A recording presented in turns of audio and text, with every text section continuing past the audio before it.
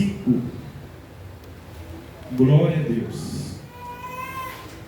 Livro do profeta Isaías, profeta messiânico, profeta que profetizou acerca de mais de 400 anos, já falando, anunciando sobre o Messias que viria. E na noite que nós estamos, no momento que nós estamos, pela oportunidade que é nos dada, que mais uma vez a Igreja do Senhor, a palavra de Deus nos dá uma ordem que até que Cristo venha, nós devemos fazer isso em memória do Senhor.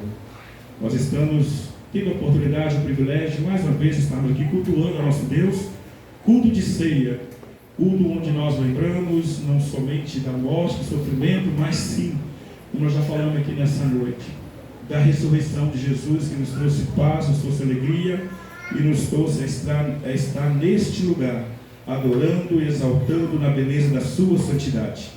Isaías 55, verso 1, diz assim: glória a Deus, louvado seja Deus. Aqui está sendo revelado a nós, através do profeta, o plano da salvação. Já foi cantado aqui nessa noite sobre o plano perfeito, né? Houve um silêncio no céu e Jesus, ele apresentou a este plano de salvação, plano perfeito de salvação ao homem que havia se afastado da comunhão, da aliança com o Pai. Com todo o povo é convidado a procurar a salvação. Ó vós, todos os que tendes sede, vinde às águas, e os que não tendes dinheiro, vinde, comprai e comei. Sim, vinde, comprai, sem dinheiro e sem preço, vinho e leite. Podeis assentar, meus amados, em nome do Senhor Jesus. Meus queridos, essa breve palavra, aqui, como eu disse, está sendo apresentado pelo profeta o plano da salvação, onde esse convite é feito a todos, a toda a humanidade, todos que têm sede. A Bíblia vai dizer que Jesus se apresentou e disse: quem tem sede, venha a mim e beba de graça a água da vida. Nós sabemos que aqui nós podemos comparar com um crediário. Nós somos brasileiros, nós sabemos que a gente se alegra quando nós chegamos em um lugar onde nosso nome é colocado em uma análise, para que nós possamos ver se nós podemos ali, numa loja, exercer sem dinheiro, comprar algo e pagar em suaves prestações. Nós ficamos alegres com isso, porque muitas das vezes nós não temos dinheiro para comprar, mas nós temos um bom nome, foi zelado, foi cuidado, o nome está limpo, e aí você vai. Mas, pelo contrário, quando você chega num lugar, e muitas das vezes você vai com aquela esperança, com aquela convicção de conseguir, porque para você o seu nome está limpo. Aí quando você chega, quando vai fazer análise, fala assim: e hoje infelizmente não. Você fala assim: como assim? Como fiz? Aí você vai procurar a saber, o seu nome foi emprestado, sem até mesmo que você soubesse, alguém usou o seu CPF, foi lá, comprou e sujou, pagou, comprou e pagou, sujou o seu nome, e é uma surpresa desagradável que você tem. Mas se nós formos imaginar, foi exatamente isso ou mais, que você pode acontecer isso comigo e com você, com uma pessoa pode sujar o meu nome. Mas você já pensou? A Bíblia vai dizer lá em João 3,16 que Deus amou o mundo de tal maneira que deu seu único filho para morrer no nosso lugar. Deus amou o mundo de tal maneira, de maneira inexplicável, que deu seu único filho, filho unigênito, para que todo aquele que nele crê, a fé, não viesse a perecer, mas que tinha direito à vida eterna. Então o que Jesus fez nesse crediário? Ele comprou a minha culpa, ele comprou a minha dívida, e não só a minha, ele comprou a sua dívida, ele comprou a dívida da humanidade inteira. Você já pensou, hoje você poder chegar diante do Senhor nessa noite, dizendo que a minha ficha está limpa?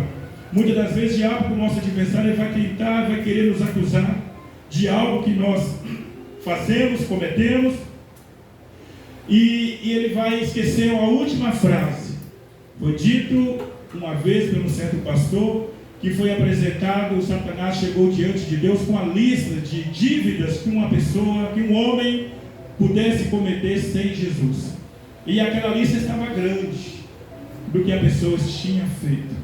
Só que no final daquela lista tinha uma frase que ela estava sendo coberta, estava sendo tirada da visão.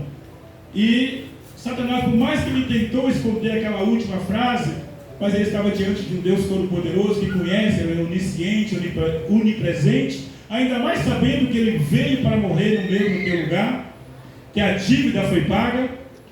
Ele falou: Satanás, tudo que você falou a respeito da pessoa é verdade, é verdade. Apesar de ser o pai da mentira, ele falou a verdade. Agora, só que você está esquecendo que existe uma última frase, e essa frase você está tentando esconder logo de quem? De mim. E qual que era a última frase que estava escrita ali? Tudo aquilo que ele falou é verdade, aquele homem havia cometido, mas estava escrito lá embaixo: mas o sangue de Jesus Cristo, seu Filho, me purifica de todo o pecado.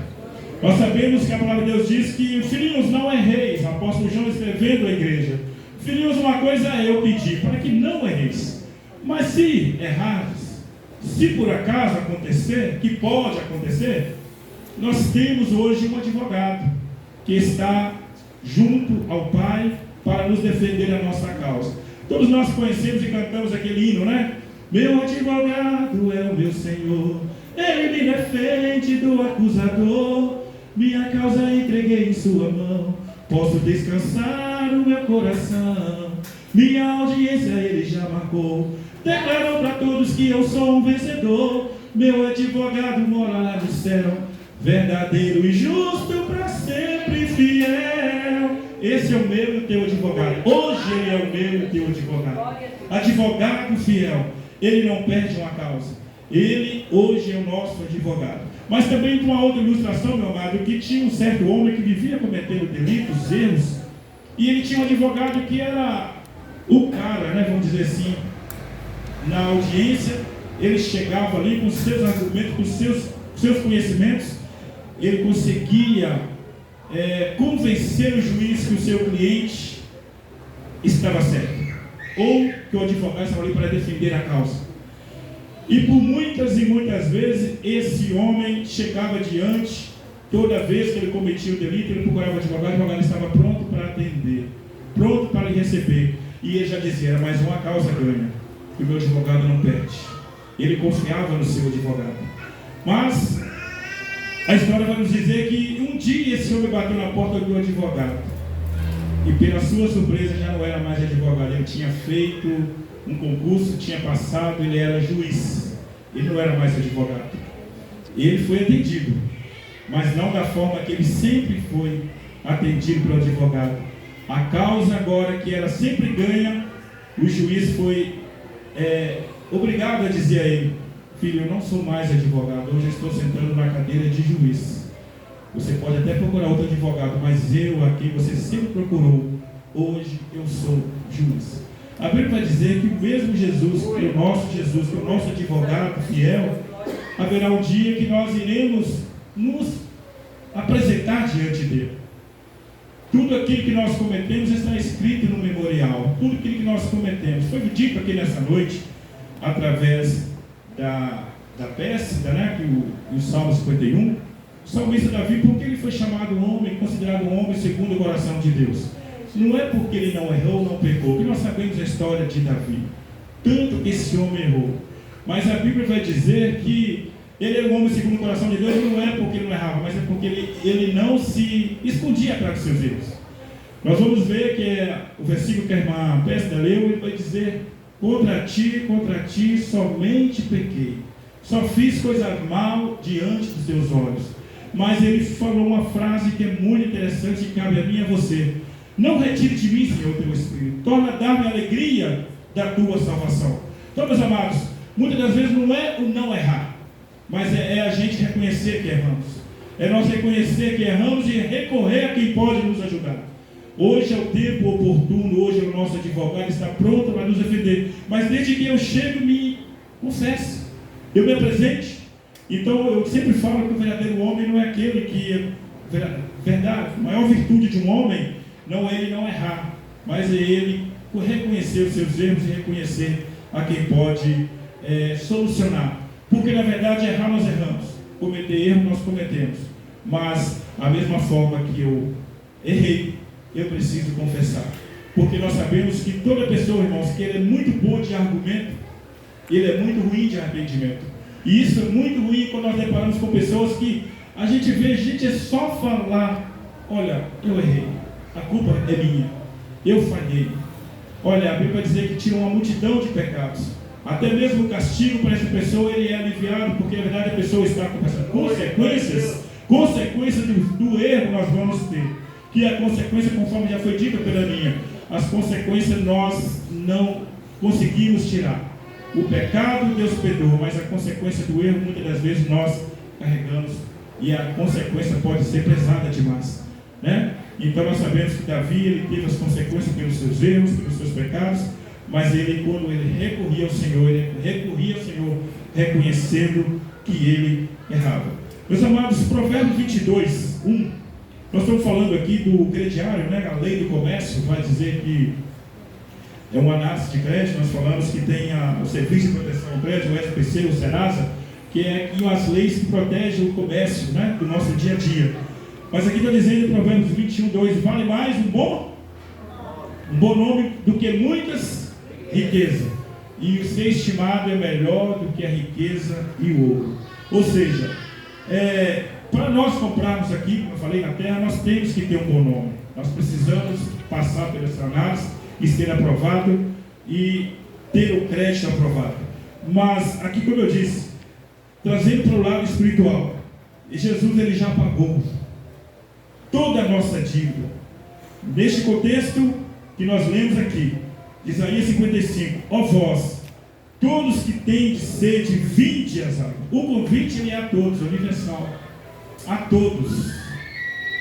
Ó vós, todos que tendes sede, vinde às águas, e os que não tendes dinheiro, vinde comprai e comei. Sim, vinde comprai, sem dinheiro e sem preço, vinho e leite. Então aqui está dizendo que Jesus, ele abre o crediário da salvação para nós, sem exceção, sem acepção de pessoas. Ele abriu esse crediário. Satanás não tem mais direito de chegar diante do Senhor e acusar. A Bíblia diz, antes da cruz, ele teve esse direito, até mesmo chegar diante de Deus e acusar Jó, que nós vemos que acontecia um culto no céu, o diabo chegou e ele apresentou o testemunho de Jó, através da fala do nosso Deus. Tem observado meu servo Jó, um homem íntegro, fiel, um homem que se afasta do mal, um homem temente a Deus. E Satanás quis colocar diante do Senhor, porque Jó fazia tudo aquilo. Nós já sabemos a história, mas o que nos chama a atenção nessa passagem é que verdadeiramente Deus, ele quis mostrar para Satanás que existia alguém fiel na terra que ele podia confiar, que ainda que ele tirasse todos os bens, tudo que ele tinha, Satanás estava jogando no rosto de Jesus, ou do nosso Deus, que Jó não estava adorando em balde, ou seja, à toa. Ele estava adorando, servindo, porque ele tinha muitas riquezas, era o homem mais rico do Oriente. Mas Jó, ele pôde comprovar, através da sua trajetória, que Deus permitiu que Satanás tocasse em quase tudo, menos na vida de Jó. E nós sabemos a história, que Jó, ele permaneceu fiel. E nós vamos ver nos seus 42 capítulos, no final, que Jó ainda foi dizer, após a experiência pessoal que ele teve com Deus, que antes ele conhecia de ouvir falar, mas agora os meus olhos te veem. Isso é maravilhoso, importante, interessante, quando nós temos experiência pessoal com Deus. Jamais uma pessoa mal intencionada, um amigo, vamos dizer assim, entre aspas, vai tirar você da presença do Senhor. Você vai dizer que você está pagando pelo erro que cometeu, mas não por culpa do Senhor. De maneira alguma o Senhor permite que algo aconteça em nossas vidas. A Bíblia diz que o sol, ele nasce para todos, né? Para os bons, para os ruins, para os salvos, para os ímpios. Mas o Salmo 91 vai dizer que aquele que habita debaixo do esconderijo do Altíssimo, na sombra do Onipotente descansará. Ou seja, o sol pode nascer para todos, mas descansar na sombra do Onipotente é somente para aqueles que habitam. Amém? Aqueles que habitam no esconderijo do Altíssimo é que podem descansar no Senhor. Então existem diferenças. Então Deus permite, Ele passa conosco nas lutas, nas tribulações, mas a garantia da vitória é certa. Em todas essas coisas, seja diante das lutas, das tribulações, a Bíblia vai dizer que nós somos mais do que vencedores por aquele que nos amou. E Ele prova o seu amor para conosco. Então que nós possamos, meus amados, seguir. Romanos 5,8 vai dizer que Ele prova o seu amor para conosco, sendo nós ainda pecadores. E Romanos 3,23 vai dizer que todos pecaram, todos, e destituídos estavam da glória de Deus. É por isso que o convite é feito a todos, porque nenhum de nós tínhamos direito. Todos pecaram, destituídos, estavam afastados da glória de Deus. Então é toda a humanidade, mesmo que através do nosso pecado hoje, né, o pecado manchou a nossa vida, manchou o nosso nome, sujou o nosso nome. Pode ser que durante a nossa vida nós cometemos algo, erros, que até mesmo a família nos abandona, não nos aceita mais. Quem sabe você é desprezado e não é aceito pela sua família, pela sociedade. Mas a Bíblia vai dizer, o salmista, ou seja, Isaías mesmo dizendo que pode uma mãe esquecer-se de um filho que ela mama, que ela amamenta, que ela criou.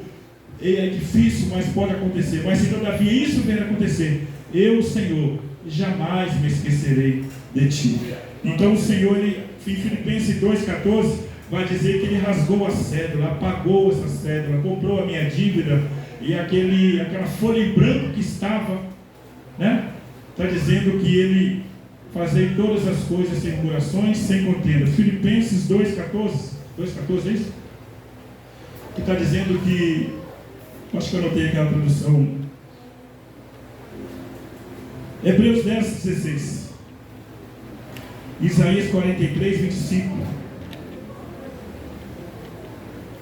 Esta é a aliança que farei com eles depois daqueles dias, diz o Senhor: porei as minhas leis em seus corações e escrevereis em seus entendimentos. E acrescenta o 16, está dizendo que do nosso pecado Ele não lembra mais. Deus já colocou no mar do esquecimento, e já colocou uma placa lá, né? Não é permitido pescar. O pecado do meu servo eu já joguei no lago esquecimento. Então nós ficamos muitas das vezes buscando coisas do passado que nos impede de caminhar, de trilhar o caminho do Senhor, né? Isaías 43:25 e Hebreus 10:16. Isaías 43:25.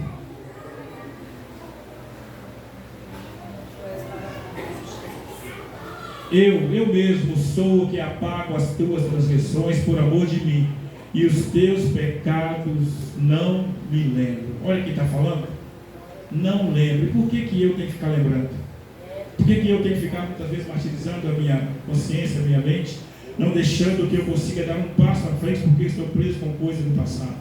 O apóstolo Paulo disse: uma coisa fácil é, esquecendo que das coisas que para trás ficam, vou prosseguir para as que estão diante de mim.